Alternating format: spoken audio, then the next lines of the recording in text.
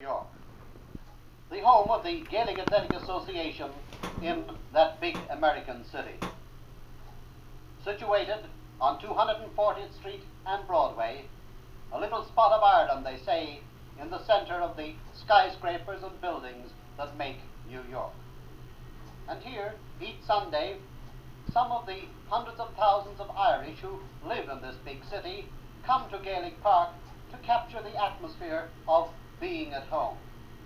Here they can start the day with 4 or maybe 5 games of hurling or football and stay on for dancing well into the night. Gaelic Park, as I say, a part of Ireland in a faraway country. A park that has some innovations, such as this clock, which many people think should be used at home in Ireland.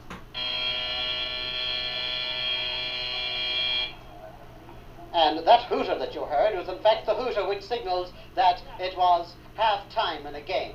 This clock, well, there's the hooter again.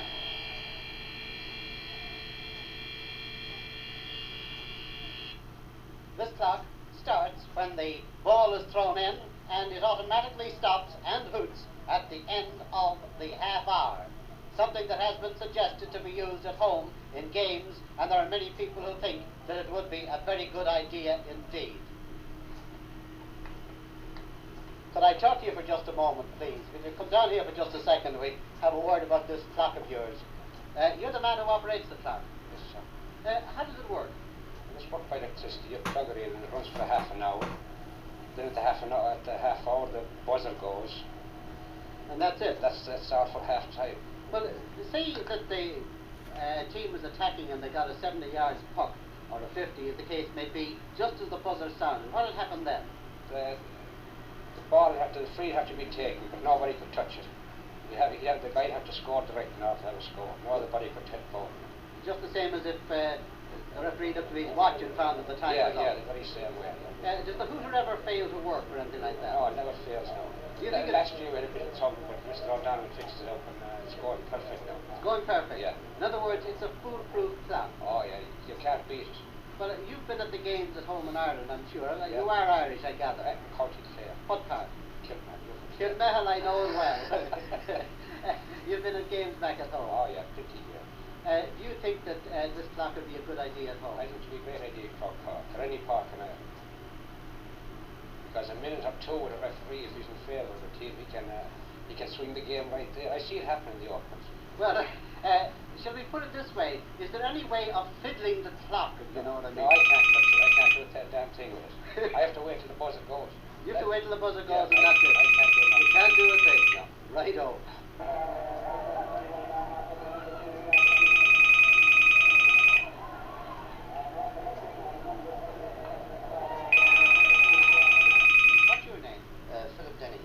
Where do you come from originally? From Dublin Park. Dalton Park. Dalton Park, yes. Do you come to Gaelic Park regularly? Every Sunday. Every Sunday? Every Sunday. Why? Well, what brings you here every Sunday? Well, the games, I'm interested in the GAA. I'm active in it here, and without the park, we'd have no place to go on a Sunday. It's really a great thing for the Irish out here to have some place to come on a Sunday. What does coming to Gaelic Park mean to you?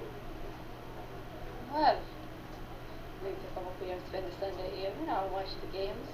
Pretty good. Well, would you not say, like, go to the beach or something like that? No, in I don't summer like the instead? beach. You don't like the No, I'd beach? rather come up here and get burned up here. What do you think coming to Gaelic Park means to the Irish in New York? Well, I know to me, the first thing is to see the Irish games, but of course there's a few other reasons too.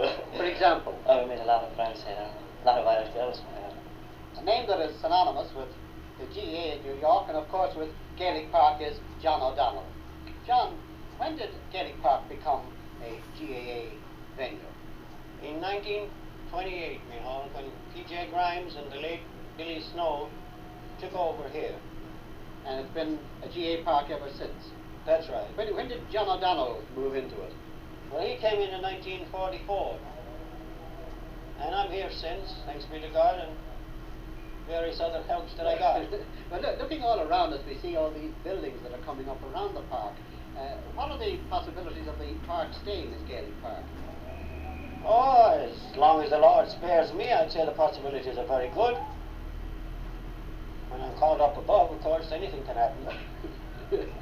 John, to get down to the park itself as a centre for the Irish, do you feel that it is something essential for the Irish to have a park like this? Well, it all depends on what essential means.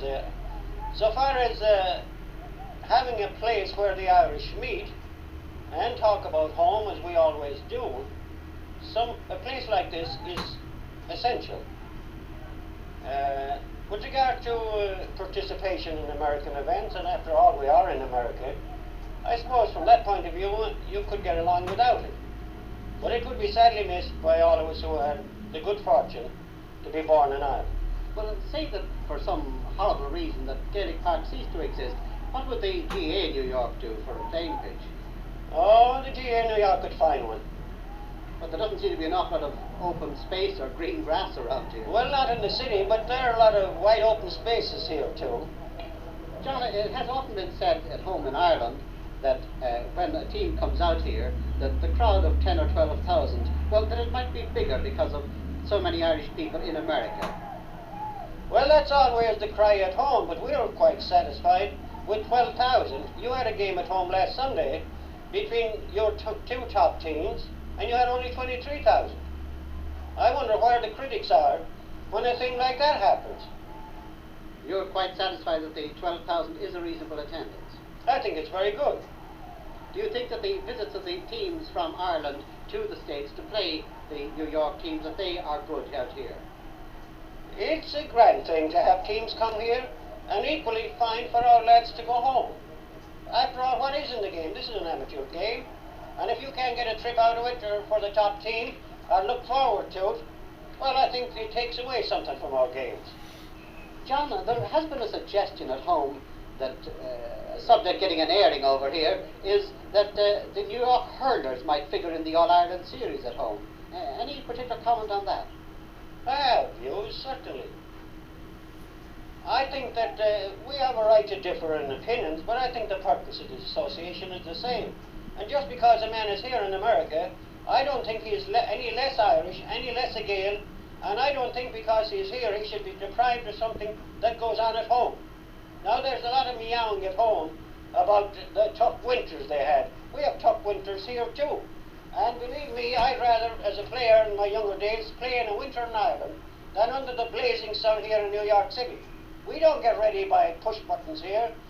We have sweat and tears and everything else here, just like the poor lads home have during the winter. But if the hurling team from New York went into the All-Ireland series, would you envisage them going in, say, Munster or Leinster, or going in the semi-final stage? We would certainly be governed by what the Central Council or Provincial Council would think best for the association. We're not thinking of ourselves. We'd just like to be a part of something that is part of us. John, Gaelic Park, it starts operations early in the morning here in the height of the season. What's an average program here at Gaelic Park? You mean from the game's point of view? Yes, so the whole day, from the time the gate opens until it closes. Well, like you put down the kettle, we put down the coffee ovens here in the morning, and we keep going until 11 o'clock at night. We have 5 games during the day, and you can dance and sing and have a drink or a bite to eat. In other words, it's more than just going to a match. It's a bit of all Ireland, as they say, here in the heart of New York. Some fellas come here to the park and they don't even see a match.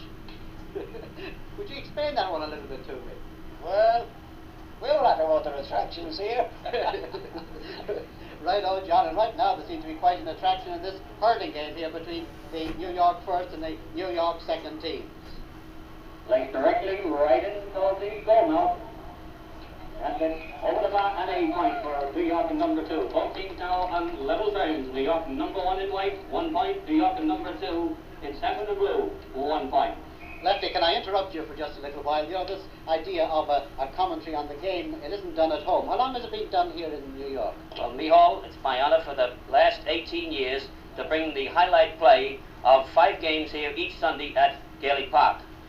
We don't ad-lib on it because it might bore the attendance in back. It's only just to pick out the team players and those that perform during the progress of the hour. Just to identify them as to identify them as they make their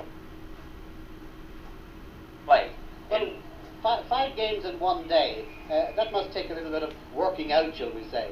Well, it takes a kind of a little judgment after a good 6 hours, you might as well say, not 5, here, especially in a hot day here at New York in Gaelic Park. Hall, you know, we have also done the international games, and not knowing the players that came from the old land, I admire the great assistance that you have always given me, because you had already known the numbers of the players, and that's how I was able to pick them up for the benefit of the public that patronized those games here, well, with all the teams from Ireland. Certainly, Lefty, it's a wonderful help to the people here, the way you pick out the players for them. Remember the game back a few years ago that you did for Radio Ireland before? Have you any recollections of that one, the Meath in New York? I certainly have, Hall. I was in the polo grounds, and it was my first experience of ever doing an international game. The Galway Hills were playing New York. I was high up in the air for the New York and Meath game, and in my own American way, I never had done that job before, and all I did was to perform the same as I do at Gaelic Park, and I tried my best on that occasion. But sometimes my Yankee words didn't go so very well over there with the boys and girls from home. Well, but it was a good try. Happens both ways, you know. They don't understand me too well over here at times either. Jackie, where did you come from originally? Well, I'm born and raised here in the city of New York. I was with in Ireland once in 1955, and it was my pleasure to see Dublin and Kerry play the All-Ireland football final.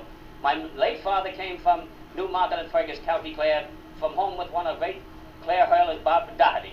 And my mother from Mullinahone, County Tipperary, that's the home of Charles J. Kickham. Both are now dead, but that's where my parents came from, and I was brought up with an Irish spirit.